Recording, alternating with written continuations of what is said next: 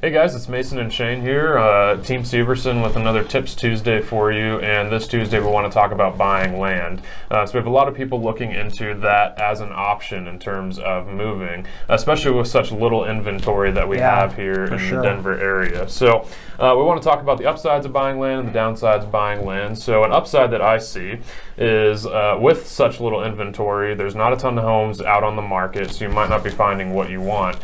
So in terms of buying land, you can buy the land that you want and you can build the home that you want. So it's very customizable. You don't have to deal with the competition. You might have 3 homes on the market for exactly what you're looking for. And 50 people fighting for those, right? Exactly. You have 50 people fighting for the home, so it's hard to be competitive. So you might just want to throw your hands in the air and say, you know what? Enough, we're just going to go buy land. So I think that's kind of the attitude around buying land right now, and the upside to it is you don't have to deal with the competition. So Shane, did you want to talk about a few of the downsides though to buying land? Sure, yeah. I think we do hear this a lot with people getting frustrated with the market, and just as you said, a lot of the upsides of you get exactly what you want anyway, and it's cheaper to build than just go buy an existing home. So I think there are a lot of upsides, but there definitely are some downsides. I'll hit on 2 of them. One of the downsides I see is when you sell and you buy a house, you can sell a home and move normally straight into your new home. A lot of times when you buy land, you've got to have the cash up front to buy the land and work this process, and most people have to sell their home to do that. So one of the downsides that I see is you have to sell your home, and then it takes 8 months, a year to build. You're homeless for 8 months to a year. So you got to figure out how to get the cash and then where you're going to live in the process. So I think that's one thing that is a little difficult. The biggest thing that I think people don't realize when they look at buying land is the amount of cash that you need.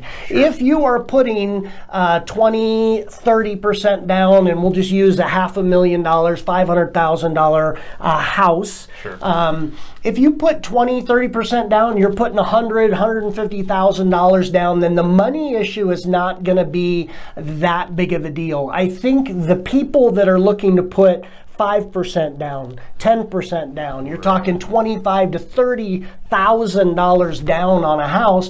Buying land and building is probably not an option. The numbers work this way. When you go get a build loan, they work it as a package, as you and I were talking about earlier. So they take the land, they take the build, and they take that as a whole package.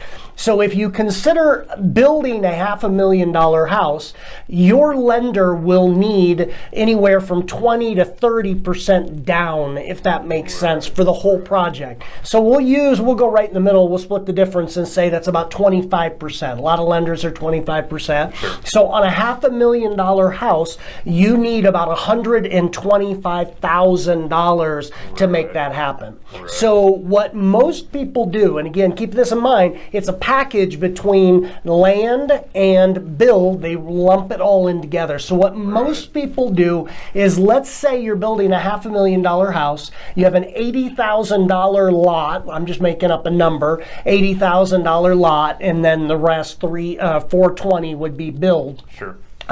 Most people pay cash for the land. Now this is where most people that call us say, hey, I want to build, and then all of a sudden they say, oh, I got to pay cash for land, I don't have that much money.